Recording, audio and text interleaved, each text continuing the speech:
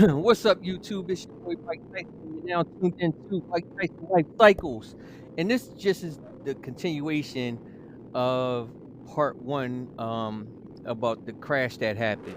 So, after, everybody, checked on him, made sure he was good, he was functional. Um, a couple guys stayed behind, just to make sure he can at least make it home. So what they did was again, they called him an Uber so he can get home.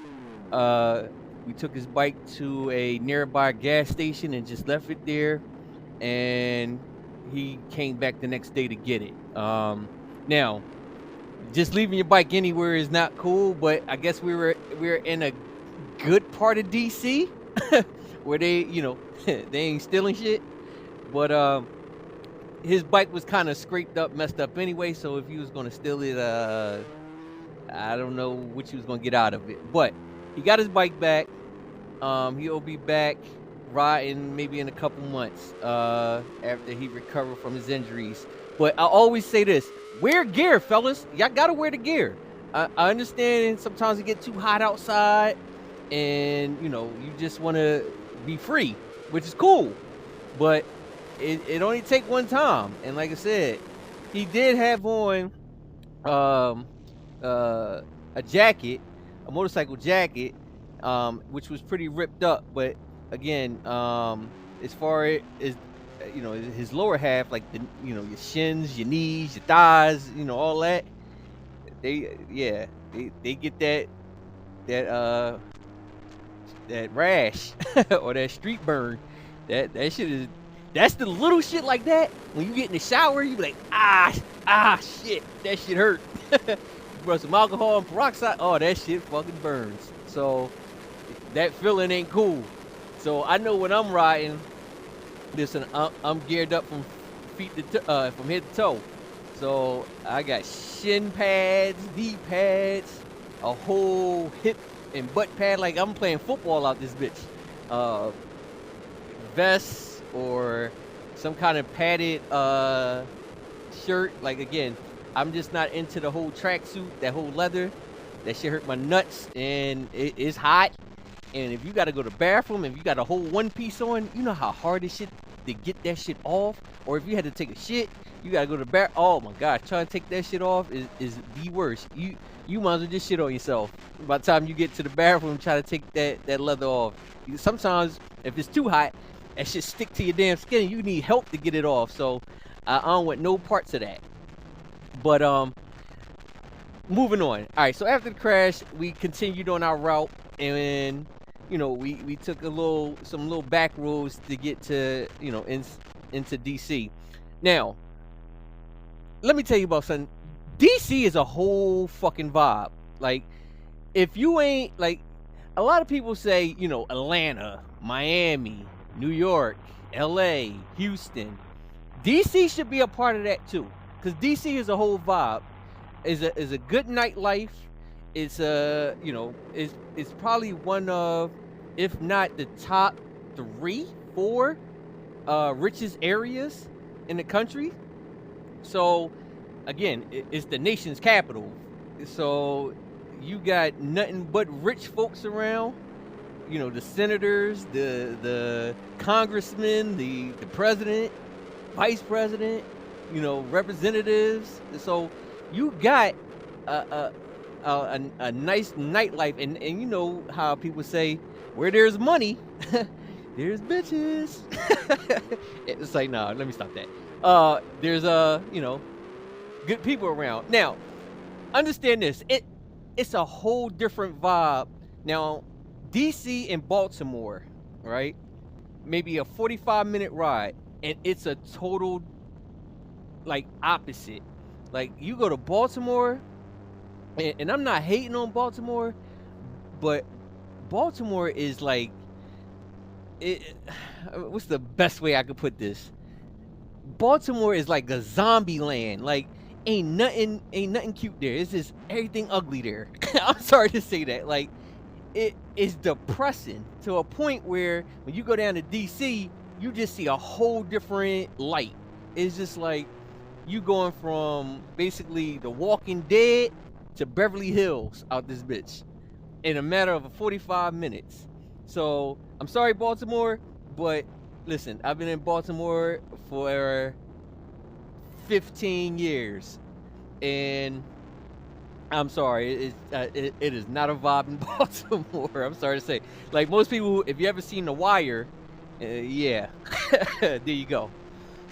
So that's basically what it is. You got downtown Baltimore, and it's a small area, but and even that ain't really popping like it is in DC.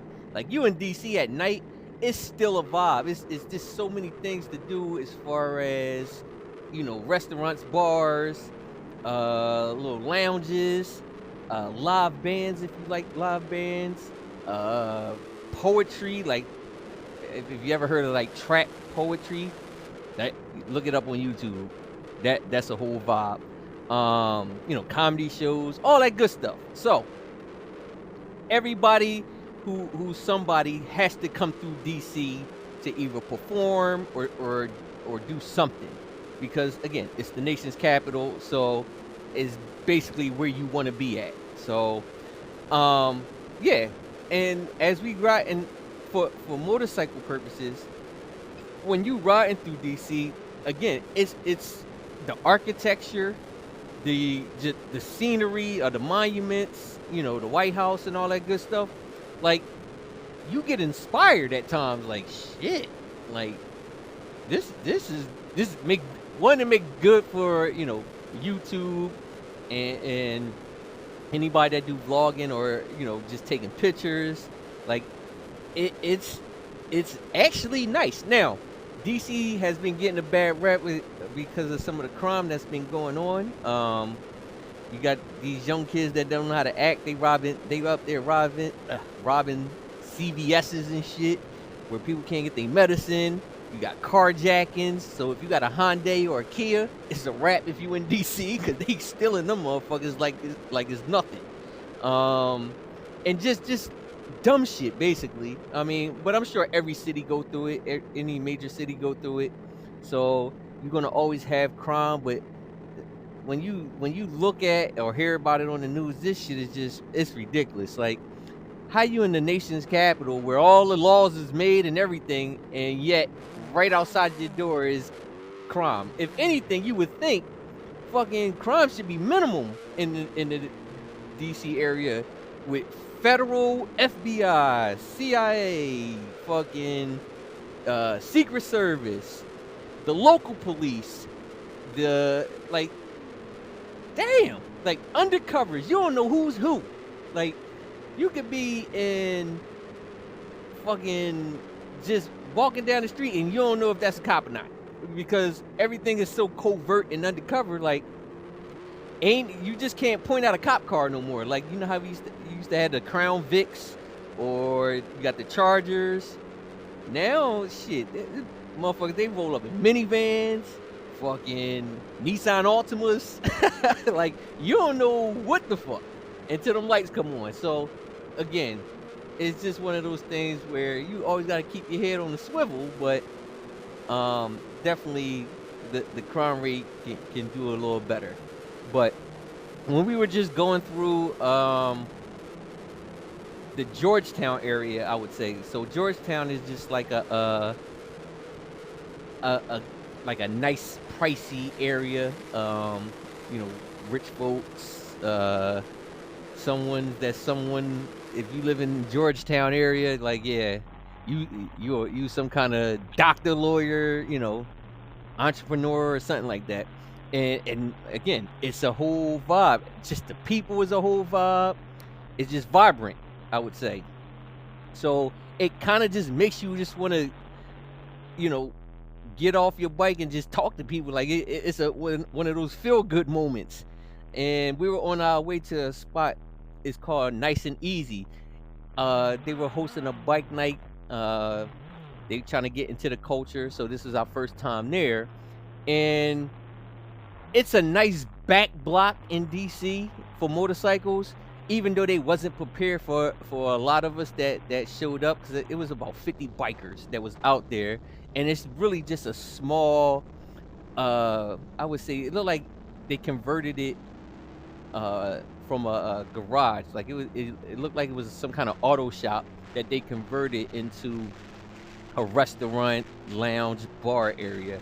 So you know how you have the garage doors that lift up, and it's just like one big open space, and you can, all the bikers just park right out front, and there you go. So that's what it was. But like I said, they weren't prepared for the numbers, because the food was slow, but it was cool. I mean, it's just little finger foods. Don't you ain't We ain't expecting no entrees or nothing like that. So it's just finger foods, like your wings, fries, you know, some nachos, that type shit.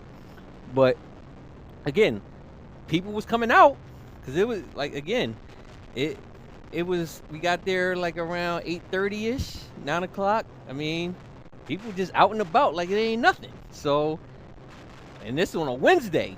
You be figuring, when you get older, you like, I'm in the house. I gotta work tomorrow. But nah, it's just a vibrant thing. I mean, a lot of young professionals, and everybody just vibing like it ain't nothing. And the good thing about DC is, and this is what I hear from a lot of uh, younger folks, you don't need a car in DC. You can Uber damn near everywhere, or you can hop on the metro everywhere to go anywhere in the DC area. Because remember, y'all, DC is not a state; it's a district. So, uh, you really talking about maybe a couple neighborhoods combined that makes up the district. So we ain't talking about a big city like that.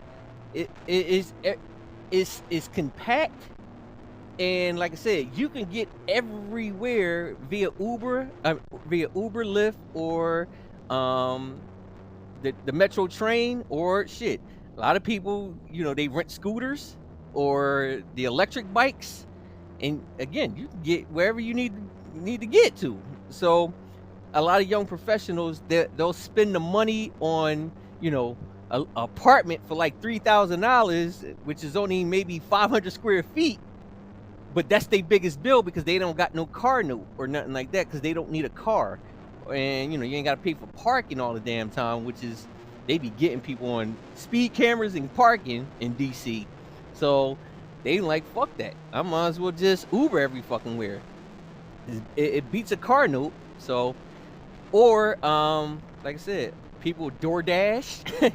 People nowadays, motherfuckers lazy, they don't go out no more, they just DoorDash everything. I didn't even know you could DoorDash your whole grocery list. Or if you just wanted, some fast food, or shit, if you had to go pick up a part from AutoZone, you could DoorDash that shit. So this young generation got fucking lazy out this motherfucker. They ain't going outside. They can just DoorDash everything. So, hey, that works if you in the DC. And if you, again, it just beats having a car. And again, if you got a motorcycle, shit, you can zip all over the place wherever you need to be. And again, that's what we was doing.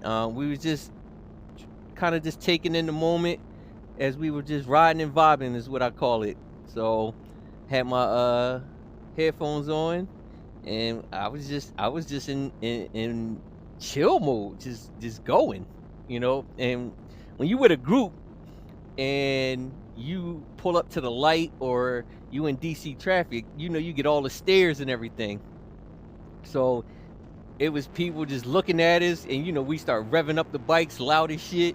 And when you go through like a tunnel or an underpass, and you get that echo from your bike that's loud as shit. I think we pissed one lady off. She was on her phone walking under the tunnel, and we revved up real fucking loud. I don't think she could hear it, because I could barely hear it, because again, that shit was ringing motherfucking ears. Like, some people have, they don't have no baffles in their bike, or they take the muffler off and it's just the catalytic converter, or you got a full exhaust and it's just balls to the wall loud. So that shit can be obnoxiously and disrespectful out this bitch. So people don't be caring though. So hey, it pissed some people off.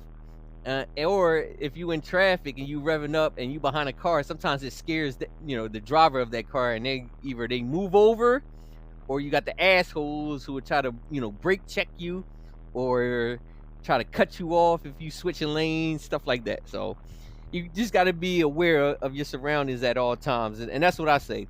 When you go into unfamiliar spots, most men, we got our alerts up. Like we kind of survey the whole area around us, make sure no blind spots, nobody coming out of the blue. So and to me that's just a natural instinct. So um, that's just what it was though. But once we got there, again, we was all pretty much parking lot pimping it, I guess you could call it. Uh, and again, this is a community. It's a network of different bikers. I know it was some people that was already at the spot who never been on a motorcycle. So one of my guys took this young lady on the back of his bike, around the corner on the bike. She never been on a bike before, so I guess it was just an experience. I'm like, oh, we giving out rides out this bitch? This became an amusement park out this motherfucker? He was just like, listen, she wanted it, I gave it to her. So hey, it was definitely a vibe. I think she was a little drunk, but I don't know. Her girlfriend was just like, oh, how cool. You know how, I hate to say this, but you know how white people be sometimes. They like, oh my god, like Jen, Becky, like that was so cool. So all you could do is laugh. But hey, you gotta appreciate it though. I mean, it was an experience. You gotta make memorable moments, you know what I mean, when you out on your bike. Because again, to me, being out on the bike is like going to the club. Like I don't club no more, but having this camaraderie amongst other cyclists and going to these spots like that, that's my hangout.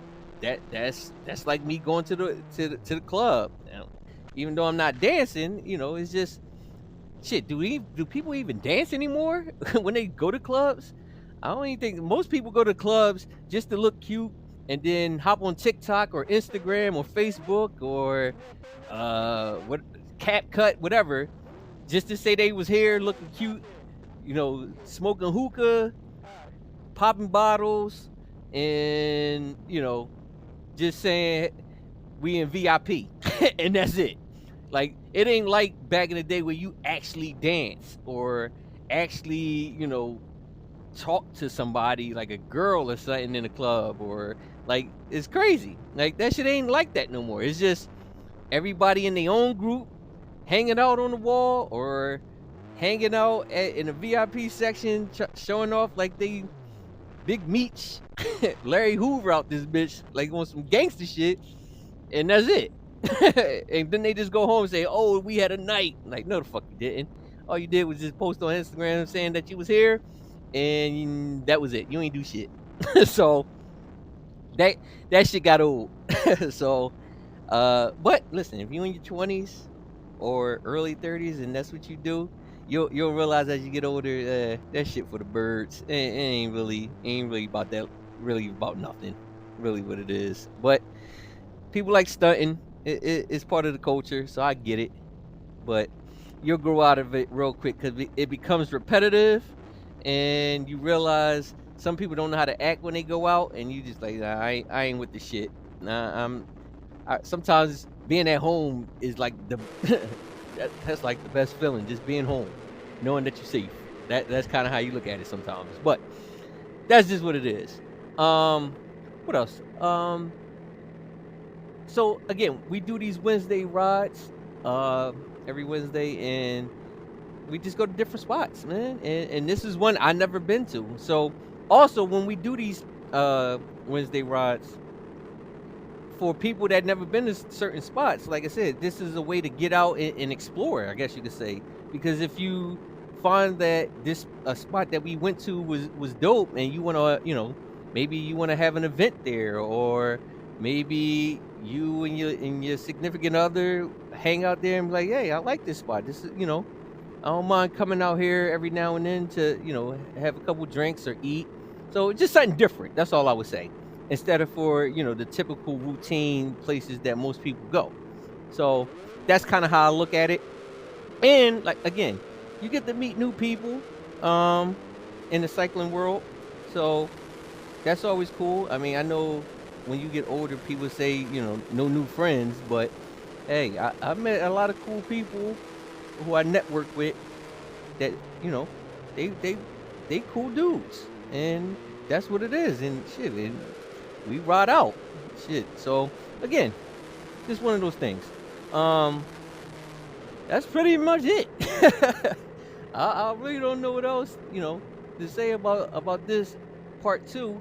Is that again, we had a crash. We had a bike malfunction. So I always say when you going on these group rides like this, you know, be aware and always do a safety check before you leave so you know that your bike is functional and you won't have no issues. Because the last thing you want to do is be out somewhere and you far away from home and your bike go, your bike break or you bang out and now you just like what the fuck? Like that's not a good feeling. And I live far as shit.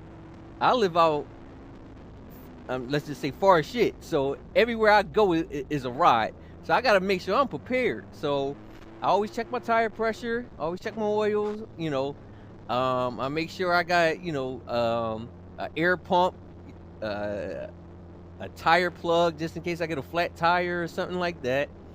Um, and just some basic tools just in case. And like a first aid kit.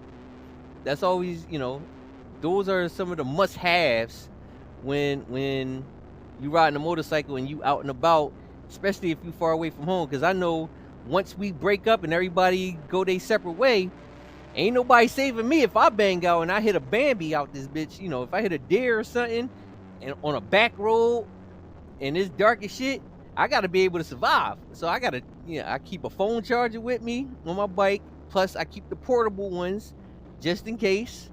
And yeah, I get in survival mode, like we out camping or some shit, or we in the military. I gotta make sure I got the basic necessities to make sure I'm good. So little, you gotta have your pocket knives or those little things, those zip ties and all that you need just to make sure, hey, I'm out and I'm down. I need, I gotta make sure I'm good until help come. So just make sure y'all people y'all be aware of those things because I'm always doing that. And well, maybe that's just me because I see a lot of bikes, where they just got a helmet on and that's it. Listen, if you that kind of rider, cool. But like I said, it only take one bad move or one bad driver that could just fuck up your whole world, and that's the last thing I want. So again, I'm geared up even if it's hot because again, being geared up in 80, 90, 100 degree weather, that's like losing weight. That's like being in a sauna, but shit, I'm trying to tone up anyway. So I'm trying to be like, shit, if I could lose a good 5 pounds, then hey, so be it. Trying to be a hot boy summer out this joint. You know what I mean? So wife be liking it, so that's how I look at it. Like shit. I mean, like, hey, big sexy. So, but yeah, that's just what it is, though. I know some people don't like sweating and being uncomfortable, but sometimes you got to be comfortable at being uncomfortable, especially when you're on a bike. So, and that's just for safety purposes. And I'm one of those guys. So, just know if I go down, at least I could be somewhat protected. And even though a lot of my crew be hating on me about certain gear that I do have. Fuck y'all. There you go. I know people be buying like the MBT stuff or Alpine Star, like those top of the line Dainese gear. Listen, sometimes I just find substitutes because at the end of the day, like I said before, if you're going 150, 200 miles an hour, ain't shit that gear doing for you, really, to be honest with you. People think it is because it's It's DOT rated, it's Snell rated, it's ECS, all that rated shit. Like, nigga, yeah, God is the fucking determinate. That's the common denominator.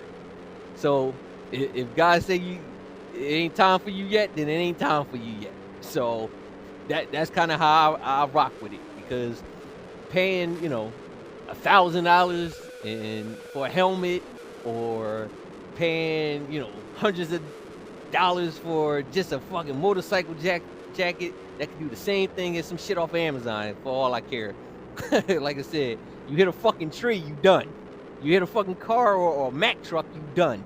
Ain't shit that gear doing for you. So I just need y'all to stop with the bullshit, to be honest with you, because I don't understand. So I would, like I said, God is the only protector that you need out this thing when you do it, especially if you're doing dumb shit. So, but that's my life cycle for part 2 here. DC is a whole vibe. Wear protection, and that's wearing protection on your motorcycle and off your motorcycle, if you know what I mean. and just be aware of your surroundings and ride your own ride. Make sure you get home back to your family, kids, significant others, and all that good stuff. So I'm Bike Tyson. That's the life cycle for part 2. Make sure to comment, like, subscribe, and I'm trying to get my bootleg ratings up. Share the video if you can. I had one that just shared it, so I'm doing something good out in this world. But hey, peace. I'm out.